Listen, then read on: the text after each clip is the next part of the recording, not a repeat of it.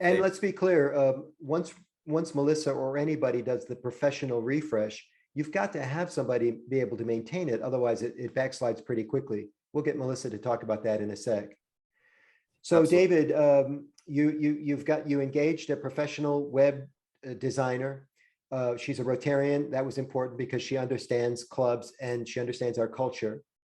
You contracted her for the job. You had a timeline of about 9 months. What else is it important for our viewers to know right now if they were going to replicate this project? Well, we started out by setting up a form online on the district site that people could go to and sign up.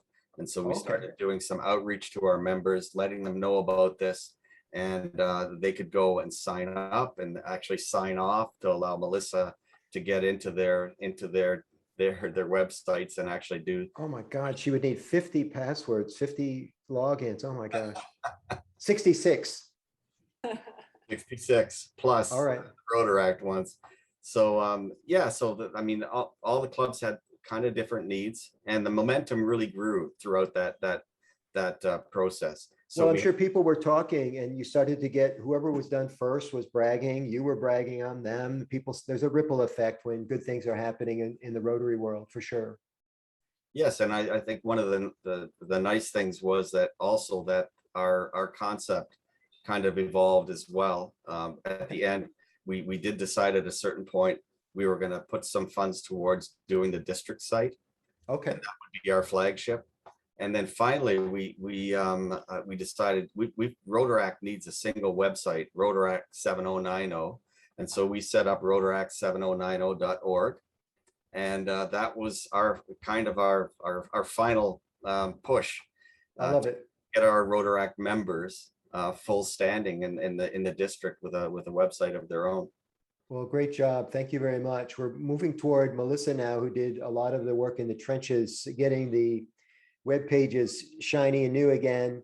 And before we're done with this call, ladies and gentlemen, we're going to show you proof of concept that we know that this is working.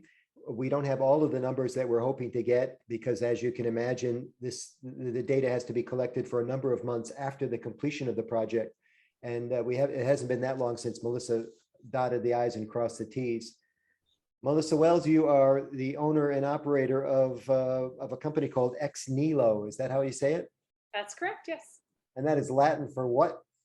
It means out of nothing, which seems to make sense because we started in the bad old days of raw coding going in, and it would just transform into colors and movement. And so it really did seem like it was coming out of nothing. And you did out of something with some of these websites. What did you find out when you did your first round of calls to the club webmasters? Were they surprised to hear from someone like you? They were, the first early adopters were thrilled. They were handpicked to be kind of Dundas Valley, for example. Their website was purple and it had paisley background. So as was alluded to, we had a checklist of things that we really wanted to see accomplished with each site.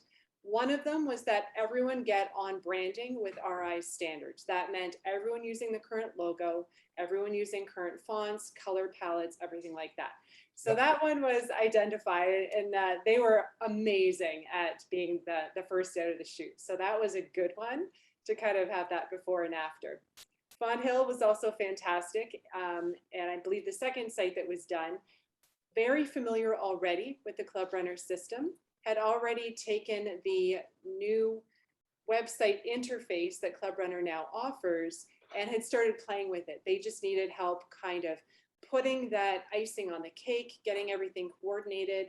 And I'm a librarian by my degree. So bringing to that the idea of how does the user approach the site? How does the flow of information go?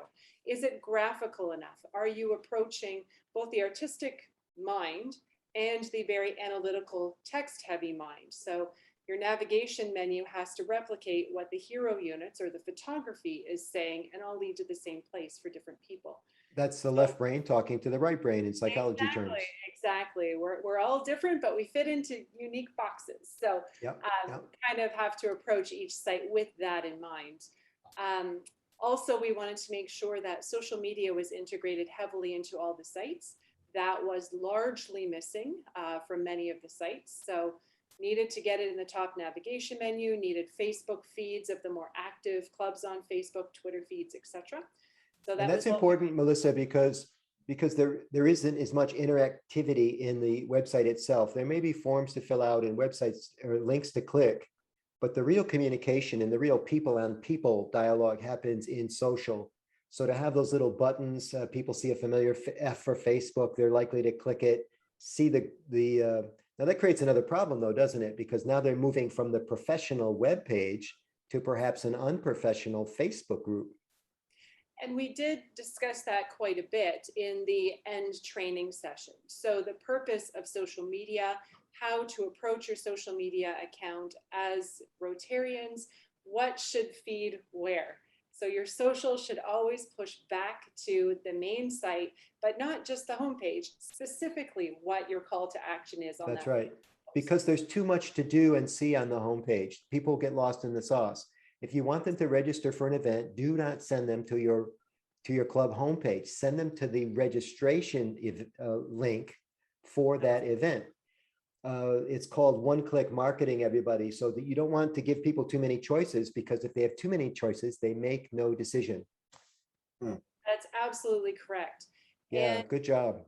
a large part of that was also educating them on how to post information about what they were doing in the community to the stories board. So if you're doing a check presentation to a community group or scholarships, take pictures, don't write a novel, write a short paragraph, but post it on the website first, and then link to it from Facebook and Twitter and everything like that, linking directly to that story. So now, Love it. not only are you sharing all this good news that you're doing in the community, but you're doing it on multiple platforms and being enabled to do so because now they know how to do it and what they should be doing.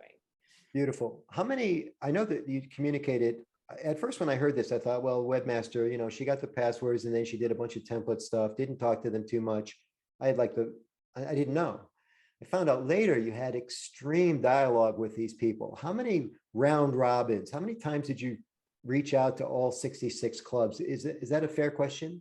Absolutely it is. And the answer is 2 per club. So we actually, just to back it up a little bit, started with Club Runner themselves and met with the Club Runner team, because most of the sites are done in Club Runner.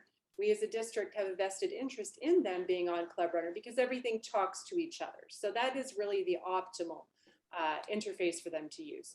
So talked to the Club Runner team, got them on board, dealt with this issue of 53 passwords that I would need, came up with a system of approval. I could give the entire list to Club Runner and they could issue 1 password for me. So that made their life a lot easier. Oh, that is genius. Got buy-in from Club Runner, right? So that is genius. Yeah. So then once we had that, we had this form that was filled out. We provided FAQs and as much information for the clubs on what this was going to look like, the process, who was paying for it, everything. So they already came into it knowing quite a bit of what we were going to do with them.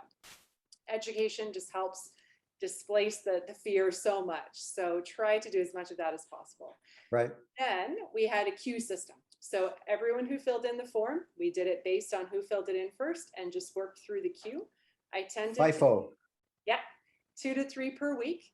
Started with setting up a Zoom conference call with their marketing person, their president, webmaster, president, whoever was really appropriate. Sometimes it was one person, sometimes it was a team.